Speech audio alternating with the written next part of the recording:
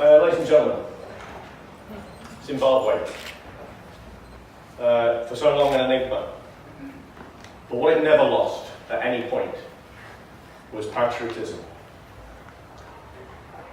I work with lots of African countries, and there's very few that have the same level and passion for their country as Zimbabweans do. And it seems that that's seen you through all of the difficult times, and it's delightful to see you coming out the other side. From a tourism perspective, you never really let it go. You consistently delivered, you continue to invest, and against all your trials, you still kept on delivering. But the UK has shied away from visiting you in big numbers. Well, that's about to change. And we've seen that you've been the next big thing for some time now. It's never really happened. It's about to happen now. There's a real tide of positivity towards Zimbabwe. Now, my company, Kamageo, works with the tourist boards of Uganda. We work with the private sector in Zambia, and we work with the private sector in Tanzania. For this roadshow,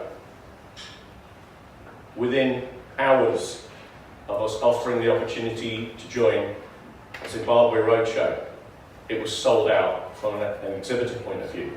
Such was your enthusiasm and commitment to drive this market. At the same time, within 2 or 3 days of us putting it out to the trade, the Zimbabwe roadshow was sold out.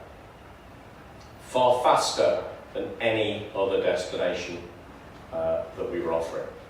There has to be a loud message in there. Let's continue on the theme of loud. For many reasons, which I won't go into, we feel that it is unlikely that the government of Zimbabwe is likely to be able to invest large sums of money to increase tourism from the UK. But as has been the case for the last decade, the private sector in Zimbabwe has continued to shout. What we would like to do is bring that together, bring all of those voices to be singing in exactly the same way, or perhaps not singing but roaring. Now's the time for the lion to roar.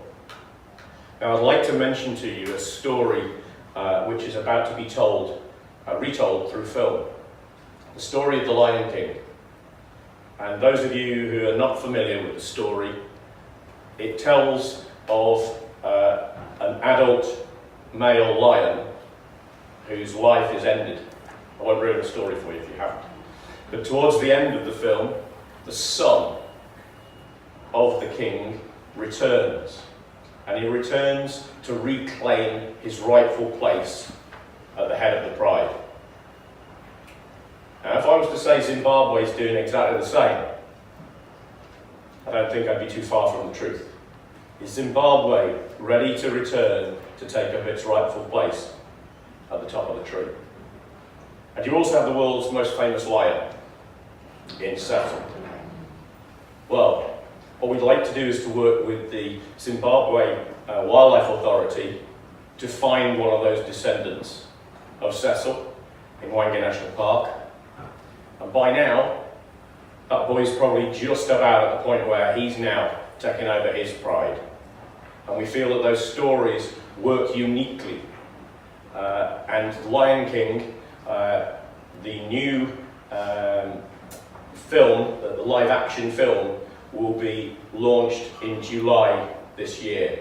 And we'd like to get very much involved in that. If any of you haven't seen the trailer, go ahead and watch it. It's absolutely sensational, and I think that it's going to be a huge hit in the UK. I'd like to take the opportunity to officially launch a private sector initiative for Zimbabwe. I'd like to take the opportunity to invite all members of the private sector into Zimbabwe to find out more details about what I hope is going to be a very, very exciting and successful initiative. We've christened it ZIMTO, which, having asked a few of you during the day, that seemed to be the name that captured the imagination. But what we want to do is coordinate all of those voices and all of those efforts and bring it together, because we want to shout loud, we want to roar loud, and we hope that that will deliver a significant increase in the business levels that are travelling out to Zimbabwe. So thank you for listening to me. Enjoy your evening, and let's make it really happen. Now's the time for the lion to roar. Thank you.